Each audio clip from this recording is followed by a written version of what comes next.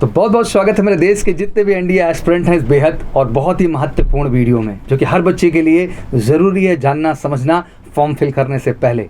NDA 2 2023 का exam notification आ चुका है और मुझे उम्मीद है कि आप सबने बिल्कुल इसकी वैकेंसी के फॉर्म फिल करने भी शुरू कर दिए हैं। अगर डिले कर रहे हैं तो मत करिए, फटाफट जाइए और तेज़ी के साथ जो है फॉर्म को फिल कर दीजिए बिना टाइम को वेस्ट किए हुए। एप्लीकेशन फिल करने के दौरान कैंडिडेट्स में हमेशा प्रेफरेंसेस को लेकर बहुत बड़ा डाउट होता है। अक्सर पूछा जाता है कि आप अपना प्रेफरेंस चुनें। बच्चों को सवाल आता है सर प्रेफरेंस चुने कैसे, प्रेफरेंस चुनने का तरीका क्या है और एग्जैक्टली हमारा प्रेफरेंस है क्या। तो बहुत सारे प्रश्न हैं जो आपके जहन में लगातार रहते हैं। तो आज के इस वीडियो में मेरी पूरी कोशिश यही होगी कि आज से ये डिस्कशन क्लियर कर दूंगा और आपके प्रेफरेंसेस में पूरी क्लैरिटी आपको मिल जाएगी।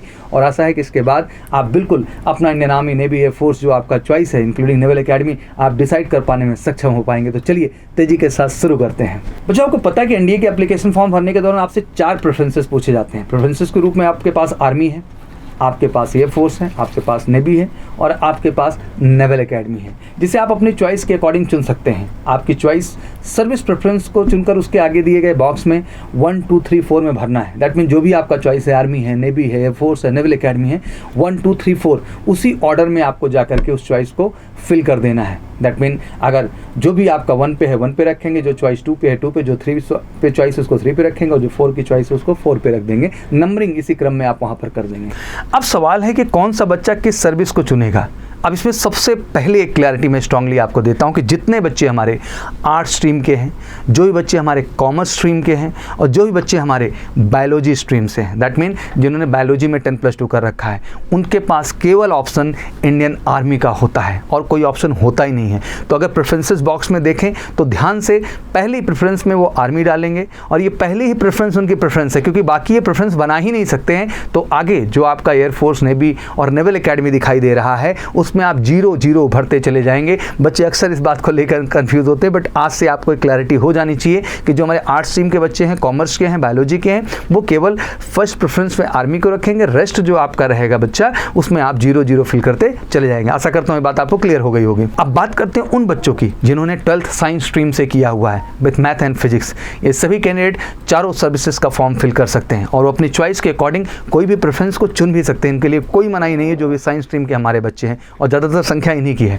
पर यहाँ एक इंपॉर्टेंट रोल मेरिट लिस्ट का जरूर आता है। दरअसल एनडीए में सभी सर्विसेज में लिमिटेड सीट होती है। जैसे इंडियन आर्मी की सीट आपको पता है कि 208 सीट है, तो एयरफोर्स की सीट क्या है वो आपको भी पता है कि अराउंड 120 सीट्स आपके पास एयरफोर्स में है। वहीं नेवी में 42 सीट्स आती हैं और नेवल एकेडमी में 25 सीट्स आती हैं। तो अलग अलग सीट का क्राइटेरिया भी आपको देखने को मिलता है चारों ही सेपरेट एंट्रीज में।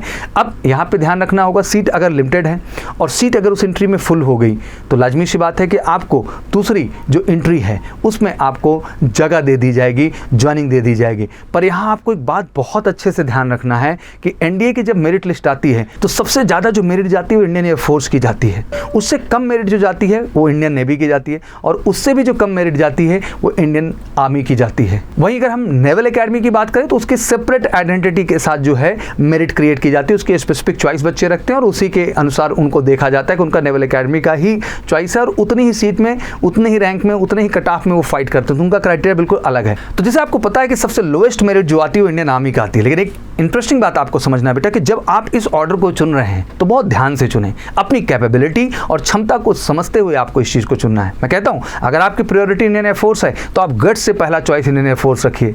सेकंड आप आर्मी नेवी, जो भी आप चॉइस रखना चाहें आप रख सकते हैं, क्योंकि इंडियन एयरफोर्स में शॉर्ट लिस्ट होने का मतलब ही है कि आप बाकी एंट्रीज के लिए भी शॉर्ट लिस्टेड हैं। कोई कंफ्यूजन ही नहीं है कहीं से कहीं तक। और किसी कारणवश अगर आप इंडियन एयरफोर्स में नहीं हो पा रहे हैं तो आपके पास एटलीस्ट अपने लोएस्ट कट ऑफ के आधार पर नेवी और आर्मी के ऑप्शन आपके पास अवेलेबल होंगे। वहीं जितने नेवी वाले कैंडिडेट्स हैं जिनका नेवी चॉइस है लाइफ का, नेवी फर्स्ट प्रायोरिटी भी रखिए, सेकंड पे आप जो है एयरफोर्स को रखिए, थर्ड पे आर्मी को रखिए। हो सकता है कि नेवी के कट ऑफ को आप ना मीट कर पा रहे हो, इवन एयरफोर्स को भी ना मीट कर पाए, बट ऐसा आपका कट ऑफ हो जो आपको शायद आर्मी के लिए मौका दे तो वो चॉइस आपके पास आ जाता है। बट आर्मी वालों के लिए मैं कहना चाहता हूं कि आपका सिंगल टारगेट होना चाहिए कि आपको इंडियन आर्मी को अपने हमेशा फर्स्ट कट ऑफ पे रखना है, फर्स्ट टारगेट रखना है अगर इंडियन आर्मी आपका ज्वाइन करने का सपना है। और मुझे लगता है कि इस ऑर्डर में जब आप चीज़ों को मेंटेन करेंगे तो आप क्लियर हो गए, तो समझ गए होंगे। इंडियन एयरफोर्स पहली प्रियर चॉइस है जो बच्चे चाह रहे हैं।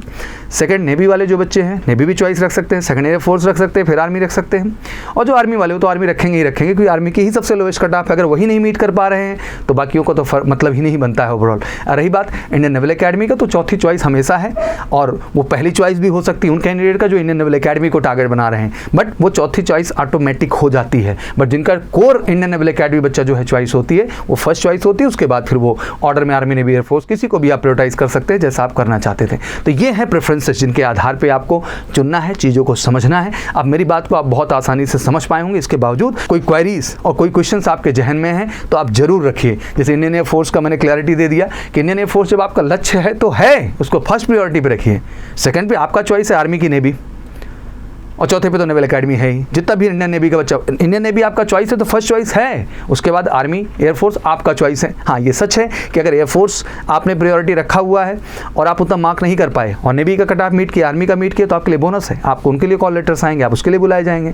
नेवी में आपने फर्स्ट प्रायोरिटी रखा, उसको नहीं मीट कर पाए और इवन आप आर्मी के कट ऑफ को मीट कर ले रहे हैं तो आप आर्मी के लिए बुलाए जाएंगे। बट आर्मी में एक बात ध्यान समझना है कि आर्मी के कट ऑफ को नहीं मीटअप कर पाए तो लाजमी सी बात है कि आपको एयरफोर्स, नेवी में भी नहीं कॉल किया जाएगा।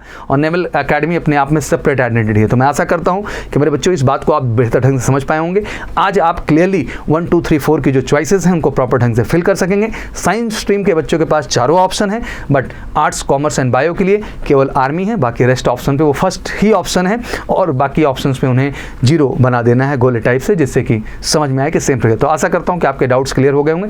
ऐसे ही एनडीए से जुड़ी हुई हर तरह की बारीक से बारीक अपडेट, बारीक से बारीक जानकारी मैं आपके सामने लेके आऊँगा जो आपके लिए ज़रूरी है बेटा जानना फॉर्म फिल करने से पहले। और जितना फॉर्म फिल करने में सावधानी रखना है उतनी ही सावधानी इस बार तैयारी में भी रखना है। देश के हर एनडीए एस्पिरेंट से कहना चाहता हूं बेटा कि यूपीएससी का एग्ज़ाम है, इसको सीरियसली लेना होगा।